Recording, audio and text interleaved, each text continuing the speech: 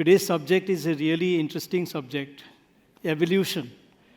Evolution is change, and change always is constant, as Heraclitus said. He also said that the fear of change is also a constant. There is nobody in this world who, subjected to change, was not fearsome, because we are always fearful of what is in our future, of the unknown. And it is this that change has evolved people to become what they are, and those who don't change, as Ben Franklin said, if you're done changing, you're done. So change is something that's very important, and I'm going to illustrate it with my career and some of the examples that come across in my career. I decided to do medicine when I was in the 7th standard.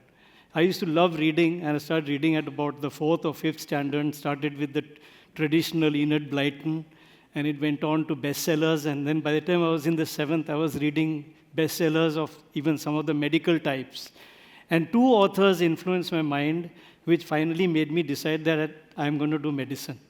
And despite some obstacles in my life, I decided to continue with that same path, took up medicine, got into medicine, despite some strong doubts from both family and some teachers. And once I was in medicine, it was a smooth sail till I became MD, and then I started private practice. And when I started practice, I had already trained and written a thesis on diabetes, and so diabetes became my pet subject. So when I got into Bombay Hospital as a diabetologist, I started seeing diabetes from very close quarters. And when seeing diabetes, you saw most of them were burnt out. Most of them already had complications of nerves, complication of eyes, complication of the heart, or sometimes even more advanced than paralytic strokes, heart failure, and so on.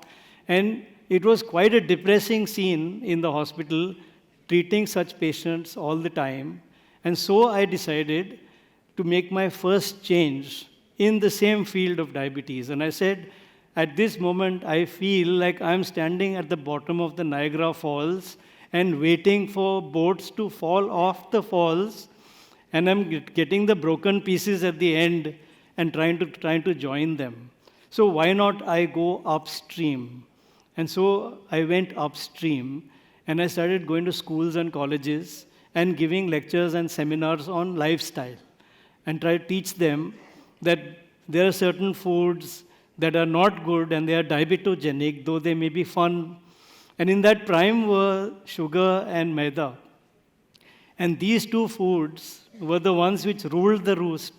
If you went into a bakery, you only saw biscuits, bread, and bread was mostly white bread. There was no other bread. There was white bread, there were croissants, there were other cookies, and everything made from maida. And if you went out into the market, you got only sweets, sweet food. And if you fermented sweet, you got alcohol. So it was all these things, and there was a rage of these things in the 90s when I had just started practice. And these things were going to spell a doom for many people in terms of diabetes and even hypertension, heart disease, lipids, and so on. And so I started teaching students. Initially, when I started teaching students, they would say, sir, but we don't get what you're talking about. Like, for example, whole wheat bread. I said, you should eat whole wheat bread. Then they said, we don't get whole wheat bread. What do we do about it? So I said, you go to your baker and ask for it. You ask for whole wheat bread 5 times, 6 times, 7 times. Get all your people to ask for it, and soon you will get it. And exactly that happened. In the 90s, if you went to a baker, you would not get whole wheat bread, except some very sophisticated bakers. Then repeatedly asking them to create a pressure for them to change. He started telling his baker that there is a demand for this whole wheat bread. What is this whole wheat? And so they said that the baker would tell him, you know, the bhusa that we throw to the goats, and then we use the maida to make the bread. Said that bhusa is to be added back to the bread, to the maida, and make the bread. And so he said, okay, make 10 loaves of that bhusa bread and 100 loaves of white bread. The next day, when the same people came back, they got their 10 loaves. The 10 loaves sold out first, and thereafter the other bread. So he said, looks like there's a big demand for these loaves. Said, make more. And slowly became 20 and 30 and 40, and soon, many years later, 10 years later, I find that the bread available in a good bakery is mostly whole wheat bread or multigrain bread or barley bread, but one corner is consigned to the white bread. And so pressure has induced change. And this was in the sugar industry, in the maida industry. In the sugar industry, I started a campaign, and I started teaching children about what sugar does to them, and teaching housewives what sugar does to them. And so they started changing their thinking too. But at that time, it was one voice speaking to 30 people or 50 people, whereas the television was blaring out to millions of people, promoting the sugar things which I was going against. So I decided to take on a very big personality. And I wrote a letter to that personality saying that, you know, you have millions of followers and millions of die-hard fans, and you still model for sugar drinks. Can you not use your influence to stop that and stop it yourself? Now, this personality received my letter and referred it to the to the owner of the sugar drink, and that sugar drink person gave it to his dietitian consultant who was in the same company, and I received a letter. He said, in our sugar drink, I'm intentionally not taking any names because I don't want to bring in brands and other things, but in our sugar drink, we contain 6 milligrams of phosphorus, and a human being needs 3 to 4 milligrams of phosphorus per day for good health, and our sugar drink per day is giving you that 6 milligrams of phosphorus. And so I thought of it, and I said, phosphorus in the form of phosphoric acid is destructive, but phosphorus in the form of phosphate is not destructive. We need phosphate and not phosphoric acid, and what the drink contains is phosphoric acid. So I called that person back, and I said, a body needs about 20 grams of nitrogen per day. Why not drink nitric acid instead? And there was no answer from them, and the whole matter just closed there, and I gave up because I was young and I was moving against a gigantic organization. But today, that organization is now standing on the verge of writing Surgeon General's warning that this drink can cause you ill health and therefore should be used cautiously. It's almost there, but it's not yet there.